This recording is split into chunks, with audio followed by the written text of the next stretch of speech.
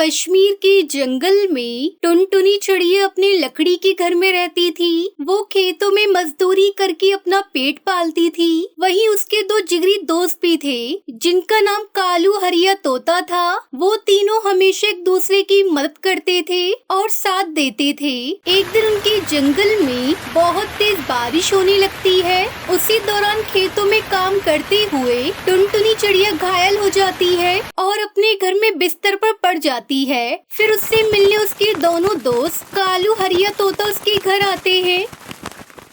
अरे कालू हरिया, तुम दोनों यहाँ कैसे हो यार? कितने दिन हो गए हैं मैं तुमसे मिलने नहीं आ पाई। वो क्या है ना, बारिश के दौरान मैं खेतों में काम कर रही थी, तभी मेरा पैर फिसला और मेरे चोट लग गई। इसी वजह से मैं आराम कर रही हूँ और तुम जानते हो मैं अपना खाना ढूंढने भी नहीं जा पा रही। बस मेरे पास जितना जमा किया हुआ दाना था वो भी खत्म होने वाला है। मुझे तो समझ में भी नहीं आ रहा कि मैं क्या करूं।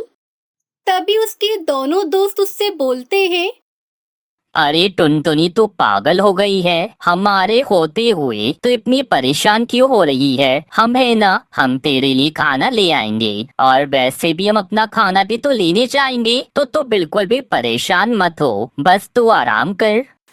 फिर वो दोनों दोस्त खाना ढूंढने के लिए बाहर चले जाते हैं और थोड़ी देर बाद वो टुनटुनी चिड़िया के लिए भी खाना ले आते हैं और उसे खाना देकर वो अपने घर चले जाते हैं। ऐसे ही कुछ दिन बीत जाते हैं। टुनटुनी चिड़िया बिल्कुल ठीक हो गई थी। तभी अचानक उस जंगल में जोरदार बरसात शुरू हो जाती है, जिसकी वजह से सब पक्षियों के घर टूट जाते हैं। बरसात इतनी ज्यादा हो रही थी कि जंगल में बाढ़ का रूप लेने लगी। यूं लगातार 3 दिनों तक बरसात होती रही। पेड़ पौधे जड़ से उखड़कर बाहर आने लगे और लगातार हो रही बरसात के कारण पक्षियों को भोजन भी नसीब नहीं हुआ। फिर 3 दिनों बाद बरसात थम गई थी। फिर वो तीनों दोस्त एक साथ इकट्ठे हुए।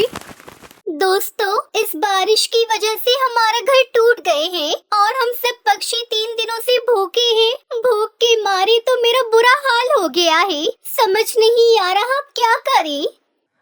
अरे टुनटुनी, तुम परेशान क्यों होती हो? हमें ना, चलो हम सब एक साथ मिलकर खाना ढूंढने चलते हैं। मुझे विश्वास है हमें खाना मिल जाएगा।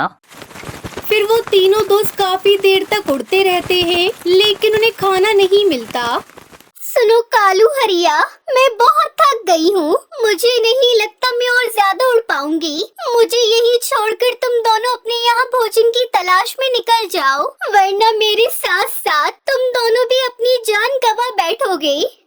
टुनटुनी, हम दोस्त हैं, हम जिए साथ और मरेंगे भी साथ। ऐसी मुश्किल घड़ी में, मुसीबत के समय हम तुम्हें छोड़कर सिर्फ अपने भोजन के लिए यहाँ से निकल जाएं, ये हमसे नहीं होगा। हम तुम्हें यहाँ अकेला छोड़कर नहीं जाएंगे। हम दोनों तुम्हें उठाकर अपने साथ ले जाएंगे। फिर हरिया तोता और कालू मिलकर टुनटुनी को उठाया और बहुत दूर तक उड़ाकर उसे अपने साथ ले गए। उन्हें एक जगह अंगूर की खेती दिखाई दी। तीनों दोस्त तुरंत उस खेती में उतरे और पेट भर अंगूर खाने लगे। अरे दोस्तों, यहाँ पर बहुत सारे फल मिलेंगे। अगर अगले 3-4 महीने तक भी हम यहाँ पर रहेंगे तब भी ये फल कम नहीं पड़ेंगे। हम तीनों यही कहीं घोंसला बना लेंगे। अभी थोड़ी देर आराम कर लेते हैं और उसके बाद किसी अच्छे से पेड़ पर हम तीनों मिलकर अपना घोंसला बना लेंगे। तभी अचानक से बहुत तेज बारिश शुरू हो जाती है और तीनों के सपने पानी में बह जाते हैं। हम अब क्या करेंगे दोस्तों? ये बारिश की बंद होने का नाम नहीं ले रही है। लगता है आज हम तीनों नहीं बचेंगे। हमने सोचा था हम अपना घर यहाँ बनाएंगे, लेकिन वो भी इस बारिश ने सारे सपने तोड़ दिए। अब हम यहाँ से नहीं बच सकते। तभी उन तीनों को रोता हुआ देखकर लाल परी वहाँ पर आती है और उनसे कहती है, क्या हुआ पक्षियों, तुम तीनों इतने परेशान क्यों हो? क्या बात है, मुझे बताओ।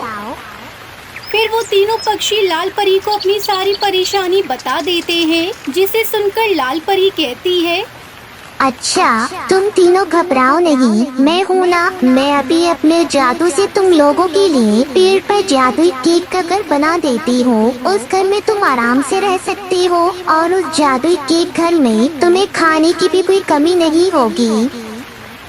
ये कहकर लाल परी अपने जादू से एक पेड़ पर जादुई केक का घर बना देती है।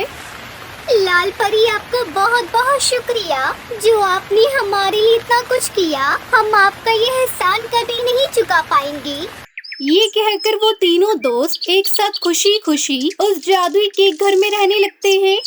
प्यारे दोस्तों, अगर आपको हमारी कहानी अच्छी लगी हो तो इसे लाइक और शेयर करें, और अगर आप हमारे चैनल पर नए आए हैं तो हमारे चैनल को सब्सक्राइब करना न भूलें। तब तक के लिए धन्यवाद।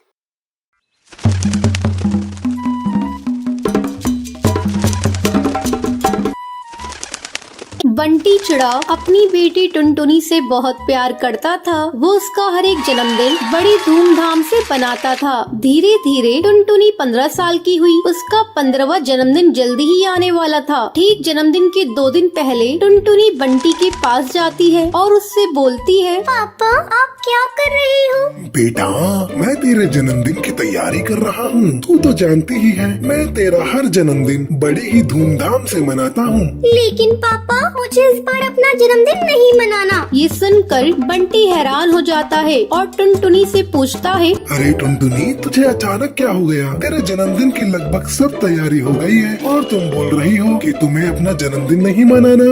ऐसा क्यों बेटा? मुझसे कोई गलती हो गई है क्या? नहीं पापा, आपसे कोई गलती नहीं हुई है। तो फिर बेटी मुझसे नाराज हो क्या? नहीं पापा, मैं सारी दुनिया से नाराज हो सकती हूँ, लेकिन मैं आपसे नाराज नहीं हो सकती। आप तो मेरी जिंदगी हो, मैं आपसे नाराज कैसे हो सकती हूँ? मैं तो माँ से भी ज्यादा आपसे प्यार करती हूँ। चलो अब मैं सोने जा रही हूँ। बंटी सोचने लगता है, कुछ तो बात है, टुनटुनी को कुछ तो हुआ है, वरना वो अपना जन्मदिन मनाने से मना नहीं करती। उसके चेहरे को देखकर लग रहा था जैसे उसके मन में कुछ चल रहा हो। खैर, अभी तो वो कुछ नहीं बताएगी। जन्मदिन वाले दिन टूनी टुनटुनी के पास जाती है। बेटा, तुम्हें क्या हुआ है? तुम क्यों अपना जन्मदिन नहीं मनाओगी? मुझे कुछ नहीं हुआ है। मैंने एक बार कह दिया ना, मैं अपना जन्मदिन नहीं मनाऊंगी तो नहीं मनाऊंगी। अब जाओ तुम यहाँ से, मुझे सोने दो। ठीक है बेटा, मत बता। अगर तुम मुझे अपने मन की बात बता देती तो तुम्हारा जी हल्का हो जाता। माँ, तुम जाओ यहाँ से, मुझे सोने दो। टूनी के जाने के बाद बंटी वहाँ पर आता है और रोने लगता है। पापा, आप क्यों रो रहे हैं? क्या बात हो गई है पापा? और क्या बेटा, रोए नहीं तो और क्या करूं? तुम तो अपने मन की बात बता ही नहीं रही हो कि तुम्हें जन्मदिन क्यों नहीं मनाना। मैं तो तुमसे सारी बात शेयर करता हूँ और तुम हो कि कुछ बता ही नहीं रही हो। बताओ तुम्हें क्या चाहिए? पापा, जो मुझे चाहिए वो आप मुझे दोगे क्या? तुम मांग कर तो देखो, मैं जरूर ला कर दूंगा। मैं तुम्हारी इच्छा अगर पूरी न कर सका तो तुम्हारा बाप कैसा? तो पापा, आप शराब पीना छोड़ दो। मैं तुम्हारी कसम खाता हूँ, आज से मैं शराब को कभी हाथ नहीं लगाऊंगा। चलो तुम अब फटाफट तैयार हो जाओ। टुनटुनी फटाफट तैयार होकर हॉल में आती है और धूमधाम से अपना जन्मदिन मनाती है। और इसी तरह 5 साल गुजर जाते हैं। बंटी टुनटुनी की एक अच्छे घर में शादी कर देता है। विदाई के समय, पापा, मैं कैसे अपने घर में रहूंगी? आपके बिना मुझे जरा भी अच्छा नहीं लगेगा। पापा, बेटियों की विदाई क्यों होती है? क्यों वो अपने ससुराल चली जाती है? बेटी, यही दुनिया की रीत है। एक न एक दिन बेटियों को अपने ससुराल जाना होता है। बेटा मत रो बेटा, तेरा मेकअप खराब हो जाएगा और तबीयत भी। तेरे माँ बाप के साथ इतना ही समय लिखा था, अब तू अपने पति के साथ खुशी खुशी जा। बेटा मोन्टू, मैंने अपनी बेटी को बड़े ही नाजों से पाला है। मेरी फूल सी बच्ची को खुश रखना। अगर इससे भूल से गलती हो जाए तो इसे माफ कर देना। मैंने अपनी बेटी को सब कुछ सिखा दिया है। ये बड़ी ही समझदार है। माँ जी, अब आप इसकी चिंता बिल्कुल छोड़ दीजिए। मैं इसका ध्यान अपनी जान से भी ज्यादा रखूंगा। अगर इससे कुछ गलती हो गई तो मैं नजरअंदाज कर दूंगा।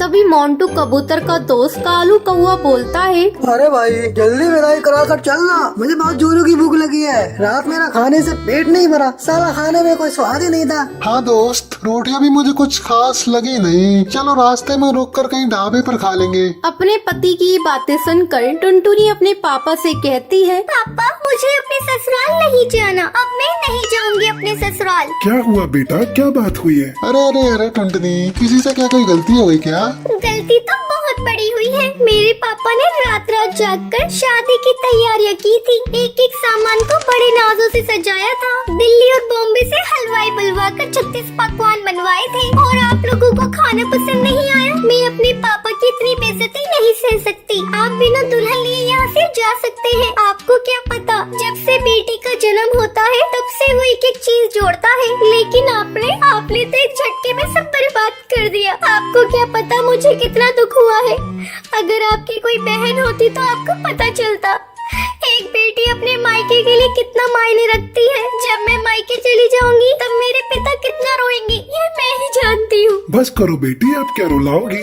बस कर बेटा, ऐसा नहीं बोलते। नहीं माँ, इन लोगों को असलियत का आईना दिखाना बहुत जरूरी है। ये लोग मेरे पिता की बेइज्जती करते रहे और मैं सुनती रहूँ। माँ, मुझ में कोई कमी नहीं है और मेरे ससुराल वाले खाने में कमी निकाल रहे हैं। तभी टुनटुनी की सास वहाँ पर आती है। अरे बहू, क्यों बात को बतंगड़ बना रही हो? मुझे तुम पर गर्व है। मैं यहाँ से बहू नहीं बेटी लेकर जा रही हूँ। तुम मेरे बेटे को माफ कर दो। टुनटुनी, मैं तुमसे माफी मांगता हूँ। टुनटुनी, मुझे माफ कर दो। मैंने सब अनजाने में बोल दिया था। मैं तुम्हारा दिल नहीं दुखाना चाहता था।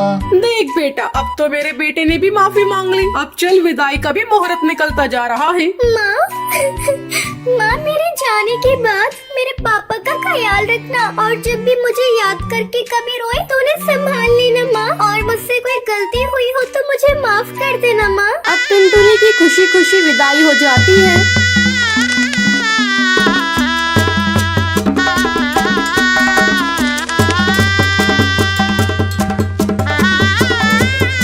टुनटुनी के चले जाने के बाद बंटी चिड़ा टूनी से कहता है, बेटियां कब बड़ी हो जाती हैं पता ही नहीं चलता। हाँ जी, देखिए ना, टुनटुनी के चले जाने के बाद पूरा घर सूना पड़ा है। लेकिन उन्हें एक बात की तसल्ली थी, टुनटुनी का ससुराल बहुत अच्छा था। तो ये थी आज की कहानी। क्या आपको पता है टुनटुनी अपना जन्मदिन क्यों नहीं मना रही थी? अगर आपको पता है तो आप हमें कमेंट करके जरूर बताएं। अगर आपको ये वीडियो पसंद आई हो तो लाइक और ऐसी कहानियाँ देखने के लिए मेरे चैनल को सब्सक्राइब